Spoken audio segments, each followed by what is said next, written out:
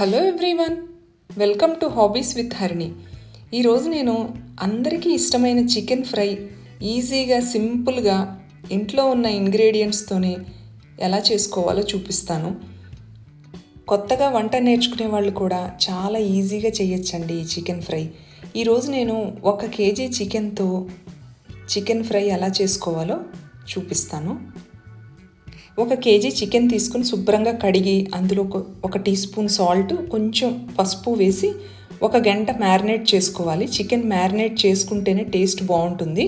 నేను ఎందులో అయితే కుక్ చేయాలనుకున్నానో నేను అందులోనే మ్యారినేట్ చేసి ఉంచాను 1 అవర్.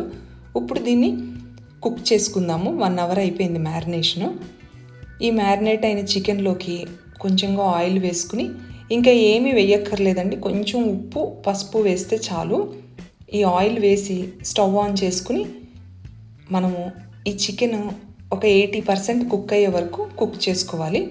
మూత పెడితే కనుక మనకి చికెన్లో అంతా వాటర్ వస్తుంది. ఆ వాటర్తోనే చికెన్ అంతా కుక్ అయిపోతుంది. ఇదిగోండి, ఇప్పుడు చూడండి, కొంతసేపటికి ఒక 5 మినిట్స్కి మనకి చికెన్లో అంతా వాటర్ వస్తుంది. ఇలా మధ్య మధ్యలో తిప్పుతూ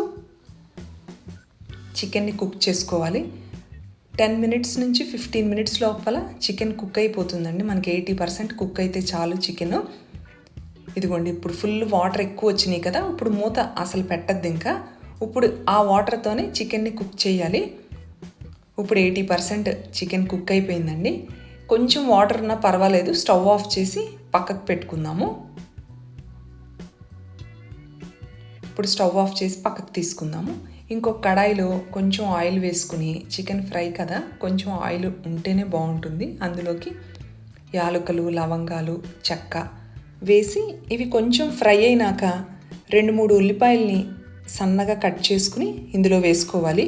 మీకు ఉల్లిపాయ వద్దు అనుకుంటే కనుక స్కిప్ చేసుకోండి, కానీ కొంచెం ఉల్లిపాయ ఉంటేనే గ్రేవీ వస్తుంది, టేస్ట్ బాగుంటుంది రైస్లోకి. ఇలాగ ఉల్లిపాయ అంతా బ్రౌన్ కలర్ వచ్చే వరకు ఫ్రై చేసుకోవాలి.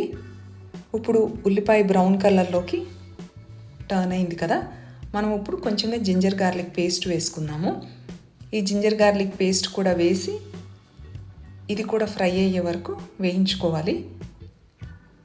ఒక 2 నిమిషాలకి ఇది కూడా ఫ్రై అయిపోయిందండి. ఇప్పుడు ఇందులోకి 3 టీ స్పూన్స్ చికెన్ మసాలా, మీ దగ్గర ఏది అవైలబుల్గా ఉంటే అది వేసుకోండి. హోమ్ మేడ్ అయినా పర్వాలేదు, ప్యాకెట్దైనా పర్వాలేదు. 1 టీ స్పూన్ ధనియాల పొడి, 1 టీ స్పూన్ జీలకర్ర పొడి, 2 టీ స్పూన్స్ చిల్లీ పౌడరు, అలాగే నేను కలర్ కోసమని 1 teaspoon Kashmiri chilli powder వేసాను, ఇది ఆప్షనల్.